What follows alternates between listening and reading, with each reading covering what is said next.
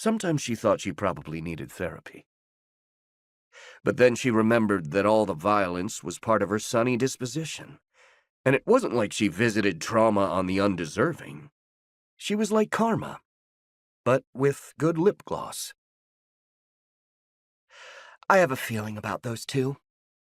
She gave herself one more glance, ensuring her magenta hair was soft around her face.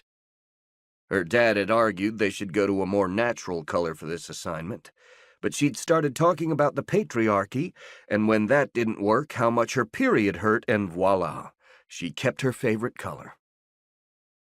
Dare seems like a great guy. You're not worried about his divorce? Triss seemed to be, Lou said. Triss hadn't met the man. You know I have a sixth sense about these things. I am an excellent matchmaker. Like Emma from Jane Austen. I don't think you actually read that book, Lou countered. She hadn't. One of the great things about having a twin was having the homework. Mostly. Kala had read that one, and Kenz had taken on The Great Gatsby, which had like a lot of great literary merit and stuff. Sigh. It could have used some murders and definitely needed some spicy scenes. Maybe some horny fairies. Anyway, I think Dare is Tasha's match.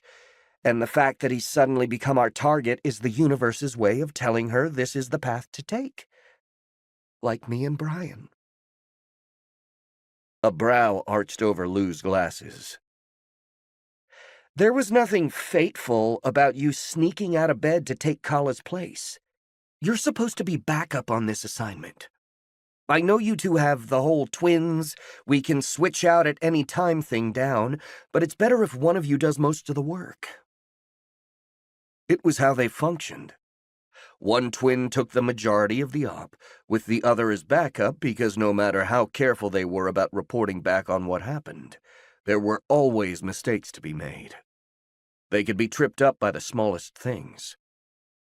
But it wasn't fair that Kala got to work the hottest guy she'd ever seen. Kala wouldn't even flirt with him.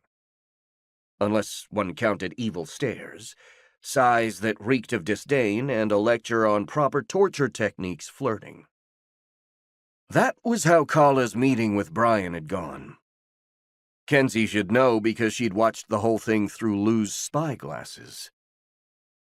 And the guy had totally seemed into her. Was he into her twin? Would he find her boring and docile? Though he'd also seemed frustrated with Kala's attitude. This guy is a good way to get close to Dare Nash. I thought Tasha was the way to get close to Dare, Lou challenged. And someone needs to back her up. And that's going to be easier to do if we can move around as a foursome. Kala didn't set that up properly, Kenzie pointed out.